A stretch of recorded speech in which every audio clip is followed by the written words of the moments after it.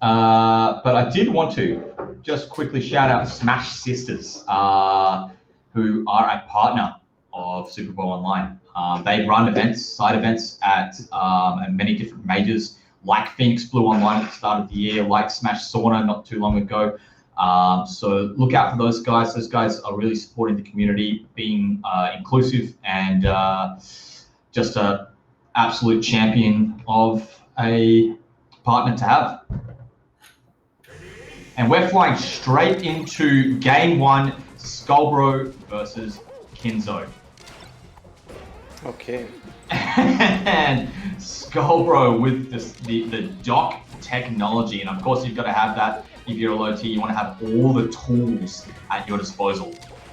Yeah, absolutely. I mean, you've got it. I think especially like, like high tiers, they can get by on like their fundamentals of just having like good priority, good options, and whereas like when you're a mid tier, you've got to eke out every single little trick that you have in the book to play at this level. And it's funny, Skullbro just went for a cape to send back that laser instead of going for a shield, power shield, which you've got to think has a little bit more lag. But so I wonder if he's going to be going for power shields or whether he's going to be going to be sending his lasers back with capes or taking the lasers on purpose or putting them all together. We're going to really find out through the course of these next 3 to 5 games.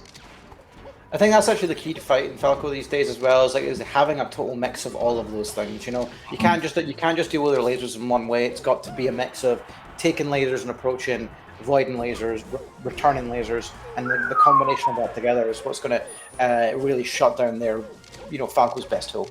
Yeah, that's right. And as for Falco, you've got to make Skullbro feel bad for wanting to main this character. You're playing a low tier. I have more options than you. Check me, use them. Yeah. I mean, the thing about cape is that if you're far enough away, it's probably not punishable, but it's probably far more consistent than power shielding. Absolutely, it stays out so much longer. Yeah. So then that subtle delay on a laser, you're going to shoot it high or really close to the ground or in the middle, you can cover all those at a particular height. And Doc is no stranger to having a good projectile himself, as Skullbro just converted off a pill there into a big forward air to death. Kins0's still up a huge percent though, but it's like, Doc can gimp, especially a character like Falco who is, a bit of a glass cannon. But you just hold the ledge against them like that. The aerial drift is not there for Doc to make that kind of recovery. That's right. You call out the start of a side B off stage of the cape. You call out the angle of a up B with a cape. You get one of those back airs as Doc. That back air sends at a downward angle, and it is hard to recover from. Oh, where did Skullbro get the grab there on the side platform? Doesn't bother Kins0 though. He converts anyway, and 2-stock Skullbro in game one. Yep. 2-stock. A close 2-stock? Not really, but at least once Kins0 went up 1-stock, Skullbro was keeping it very respectable after that point.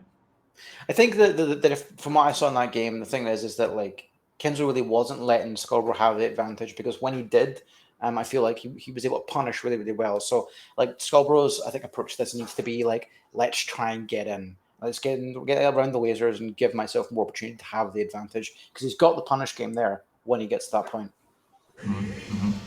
And and with that in mind, he's been looking for those chain grabs. Oh! Just puts him off, and there's the game we're talking about. Hard call. Hard call, man. Yeah, that's the Doc. Like that's the kind of thing that happens to you, and then you immediately quit on ranked. You're like, you LRA it straight away. You're like, I'm not doing this. I can't be bothered playing this character. I'm not doing this anymore. I could beat him, but I can't be bothered. There's a little part of my soul that hurt there, because that's happened to everybody, that exact situation. And the cape, it's just so like, and you're dead. It's a really funny way to kill people. I just swiped this hanky at you, now you're dead.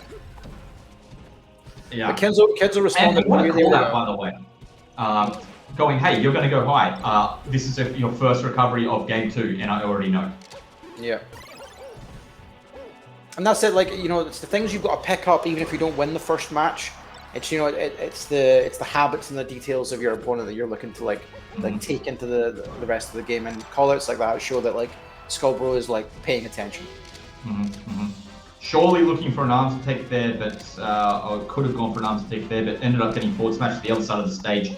And Kins0 with his high speed character was able to get up out there and clean up the stock. So now it's up to skullbro to really try to get his tiny little hands on this bird and see what he can do. Oh, great STI from Kins0 there to get out of that situation though.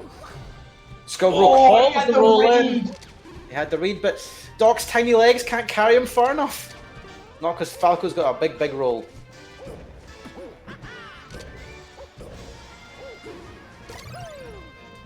And that should be... That's it, yep.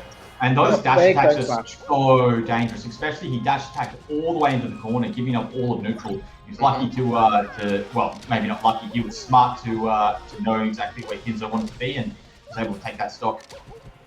Yep.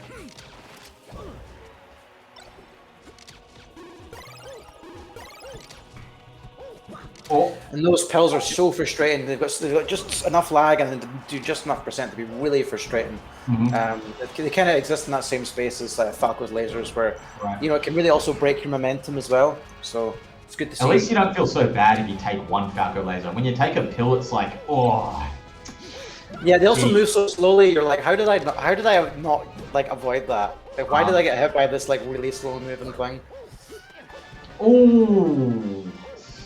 Didn't quite have a read on the DI there. Probably shouldn't have gone all the way out of the stage, but you know, wants to get that gimp. Up the shield. Yeah, just up the shield is one of the coolest techs like on the game. I think it's just it looks so cool and I think it's quite tricky to do as well. It's very tricky to do. It's a set of very specific angles on the movement stick. Right. Oh, what a recovery! Oh, I didn't know Skullbro in it with a chance. Yeah, I didn't know he still had his jump. Me either. Brogue, can he get back to the middle of the stage? I don't think so. He goes for the same recovery, but Kins0's ready the second time around. Now it's a much closer game than the first game. You know, if we can keep on this momentum, back to FD. We don't have any time. Skullbro's straight back into it. Oh, and he hits him with a big F smash immediately, which is like the hardest thing to do because Doc's F smash is minuscule. Minuscule. Yeah, it's like Pikachu's grab. You're like, why is this so small? Or Doc's any of his moves. Yeah, any of Doc's moves. Yeah. But you know, the last game, game 2, he started out with such an awesome gimp, and then still wasn't able to close it. And that last stock, he was. Oh, and Kins0 calls out the same recovery in the exact same way as last time. Yep, that's the last stock that he took. Yep. So, I mean, it's looking sad for our low-T hero and extremely happy for Kins0. And if you're a Kins0 fan, you've got to be feeling pretty good about this game 3, knowing that your hero is going to go, well, not knowing, but pretty confident that your hero is going to be going up in the bracket and staying on the winner's side here. But you never know, it is FD, and as soon as Mario gets his tiny little hands onto the Falcon, he's going to prescribe him some death. Unfortunately, Kins0's not letting that happen. His spacing has been pretty on point this whole game. Just doing a really, really good job weaving his aerials around Doc's like threat range. But as I say that, Skullbro's just picked up a stock there. Does seem like quite a amount to climb though. You're full stock and a half behind on a character that is, you know, just inherently stronger than you. Against a player that's, I mean, arguably a little bit better than you as well, right? One of the best in Europe, certainly. But he's not giving up. You can see the heart of the warrior raging within Skullbro here. He is fighting these last stocks.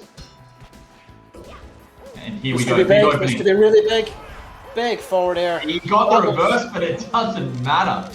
Falco's not coming back from that. And that's again, the one time Mario's little hands turn into big hands. That big up B again at shield. Unfortunately. A 183, I mean, it's a pretty big percentage to be living to. Yep.